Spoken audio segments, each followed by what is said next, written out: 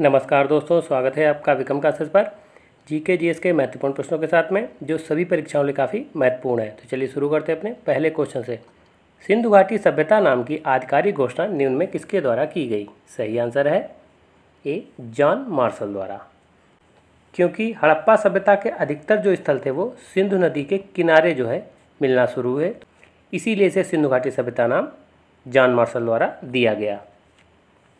जबकि हड़प्पा टीले की जो खोज थी वो चार्ल्स मैरसन द्वारा की गई थी, जब ये रेलवे लाइन बिछाने का कार्य कर रहे थे।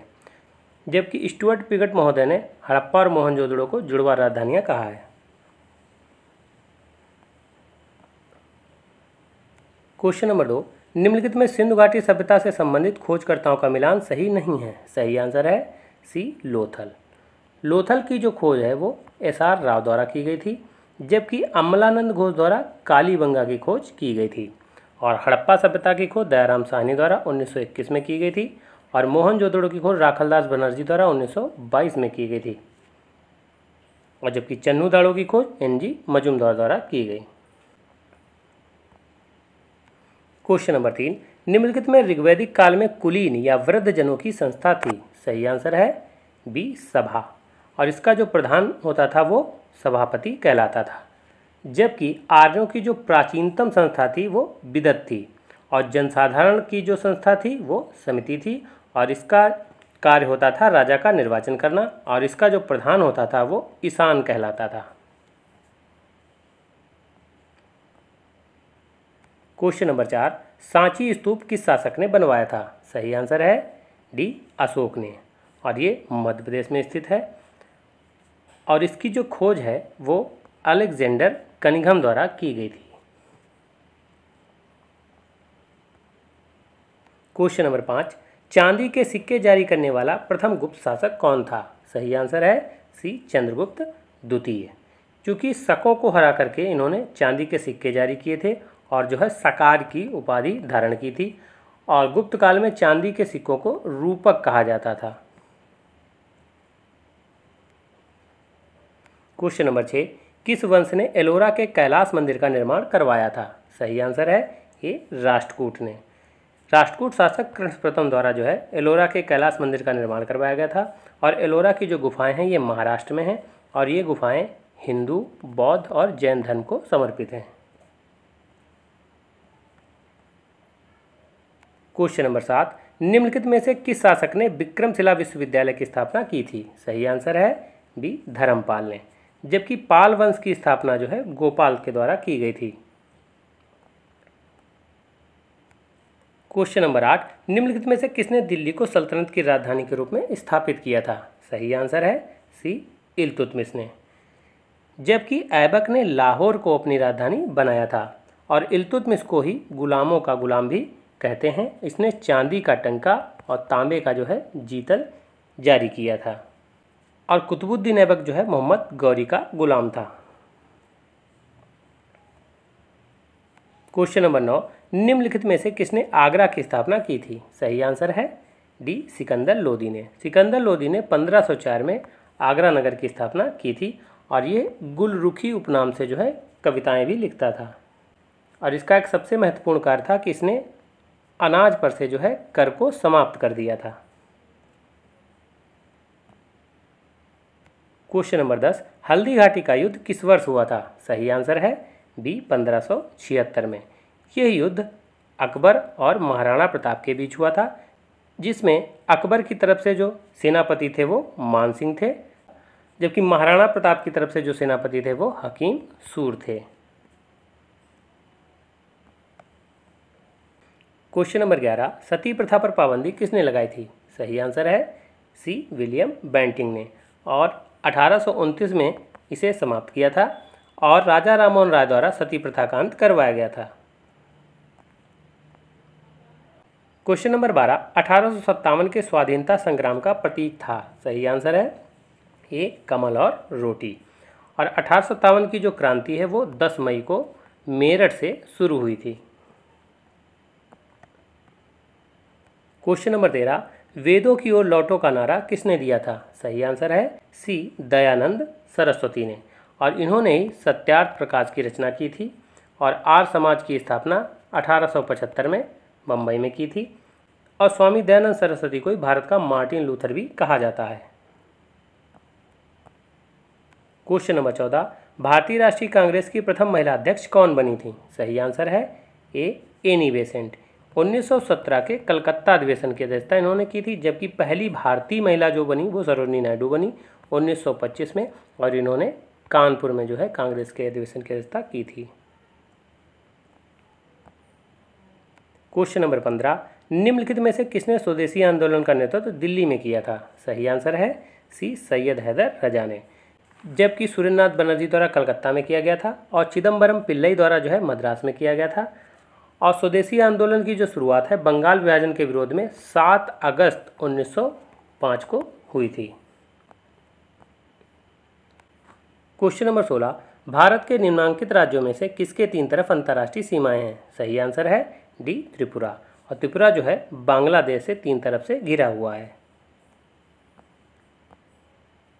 क्वेश्चन नंबर 17, सतलज तथा काली नदियों के बीच स्थित हिमालय के भाग को क्या कहते हैं? सही आंसर है बी, कुमाऊं हिमालय। हिमालय को नदियों के आधार पर 4 भागों में बांटा गया है, जिसमें पंजाब जो हिमालय है ये सिंधु नदी से लेकर के सतलज नदी के बीच है। नेपाल हिमालय ये काली नदी से लेकर के तीस्ता नदी के बीच है। और असम जो हिमालय है ये तीस्ता नदी से लेकर के दिहांग नदी के बीच स्थित है। और ब्रह्मपुत्र नदी को ही अरुणाचल प्रदेश में दिहांग के नाम से जाना जाता है, जहाँ से ये प्रवेश करती है। क्वेश्चन नंबर 18, जहाँ पूर्वी घाट और पश्चिमी घाट मिलते हैं वहाँ कौन सी पहाड़ियाँ स्थित हैं? सही आंसर है ए, नीलगिरी की पहाड़ियाँ। और नीलगिरी पहाड़ी की जो सबसे ऊंची चोटी है वो दोदा बेटा है, जबकि दक्षिण भारत की सबसे ऊंची चोटी वो अनाई मुड्डी है, जो अन्नामलाई पहाड़ी पर स्थित है। पश्चिमी घाट को सह्याद्री के नाम से भी जानते हैं। क्वेश्चन नंबर 19, अंतर्राष्ट्रीय दिनांक रेखा खींची जाती है? सही आंसर है सी, प्रशांत महासागर से होकर के। 180 डिग्री देशांतर रेखा को अंतर्राष्ट्रीय दिनांक रेखा कहते हैं।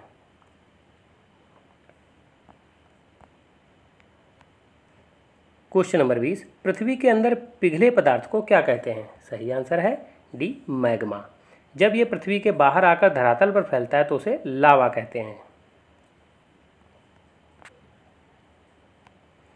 क्वेश्चन नंबर 21, भारत की संविधान सभा का गठन किया गया? सही आंसर है ए, कैबिनेट मिशन योजना के अंतर्गत। और कैबिनेट मिशन जो था ये 1946 में भारत आया था। क्वेश्चन नंबर 22, संविधान के किस अनुच्छेद के अंतर्गत धन विधेयक को परिभाषित किया गया है? सही आंसर है बी, अनुच्छेद 110 के अंतर्गत। जबकि अनुच्छेद 108 के अंतर्गत संयुक्त अधिवेशन का प्रावधान किया गया है, जिसे राष्ट्रपति द्वारा बुलाया जाता है और लोकसभा अध्यक्ष के द्वारा इसकी अध्यक्षता की जाती है। और इसमें जो भी निर्णय दिया जाता है वो साधारण बहुमत से पास होता है। जबकि अनुच्छेद 111 में राष्ट्रपति को पुनर्विचार की शक्ति प्रदान की गई है। और अनुच्छेद 112 में बजट का वर्णन है, मतलब वार्षिक वित्तीय विवरण के बारे में जानकारी दी गई है। क्वेश्चन नंबर 23, भारतीय संविधान की 11वीं अनुसूची संबंधित है? सही आंसर है ए, पंचायती राज से। और 11वीं अनुसूची 73वें संविधान संशोधन द्वारा 1992 में जोड़ी गई थी। जबकि नगर पालिकाओं से 12वीं अनुसूची संबंधित है और ये 74वें संविधान संशोधन द्वारा जोड़ी गई थी। और दल बदल से 10वीं अनुसूची शामिल है और इसे 52वें संविधान संशोधन द्वारा 1985 में जोड़ा गया था। जबकि भाषाओं संबंधित 8वीं अनुसूची है, जिसमें वर्तमान में कुल 22 भाषाएं शामिल हैं। क्वेश्चन नंबर 24, निम्न में से कौन एक रिट न्यायालय में कार्यवाही लंबित होने की दशा में लागू की जाती है? सही आंसर है सी, प्रतिषेध। चूँकि न्यायालय द्वारा 5 प्रकार की रिटें जारी की जाती हैं, जिसमें परमादेश, उत्प्रेषण, प्रतिषेध, अधिकार परीक्षा और बंदी प्रत्यक्षीकरण शामिल है। क्वेश्चन नंबर 25, संघ की कार्यपालिका शक्ति निहित है? सही आंसर है बी, राष्ट्रपति में। क्वेश्चन नंबर 26, पारिस्थितिकी तंत्र में ऊर्जा का पिरामिड सदैव होता है? सही आंसर है डी, सीधा। क्वेश्चन नंबर 27, अफीम का मुख्य अवयव है? सही आंसर है ए, मॉर्फिन। जबकि अफीम से ही हीरोइन प्राप्त की जाती है, जबकि कैफीन ये कॉफ़ी में पाई जाती है। क्वेश्चन नंबर 28, हेपेटाइटिस रोग से मनुष्य के शरीर का कौन सा अंग प्रभावित होता है? सही आंसर है डी, यकृत। क्वेश्चन नंबर 29, निम्नलिखित में ध्वनि का वेग अधिकतम होता है? सही आंसर है बी, धातु में, जबकि निर्वात में प्रकाश का जो वेग है वो अधिकतम होता है। क्वेश्चन नंबर 30, एक कटा हुआ हीरा किस कारण से चमकता है? सही आंसर है ए, पूर्ण आंतरिक परावर्तन के कारण। क्वेश्चन नंबर 31, केंद्र सरकार का सबसे बड़ा कर संग्रहण होता है? सही आंसर है सी, जीएसटी से। और जीएसटी को जो है 1 जुलाई 2017 से लागू किया गया है।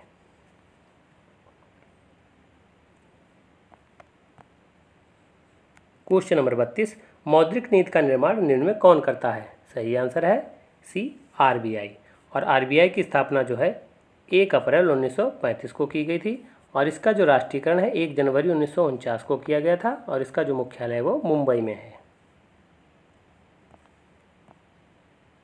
क्वेश्चन नंबर 33, कृषि साख्य क्षेत्र में शीर्षस्थ संस्था है? सही आंसर है डी, नाबार्ड। और नाबार्ड की जो स्थापना है 1982 में की गई थी। क्वेश्चन नंबर 34, समन्वित ग्रामीण विकास कार्यक्रम पूरे देश में निम्नलिखित में से किस योजना से फैला? सही आंसर है सी, छठी योजना से।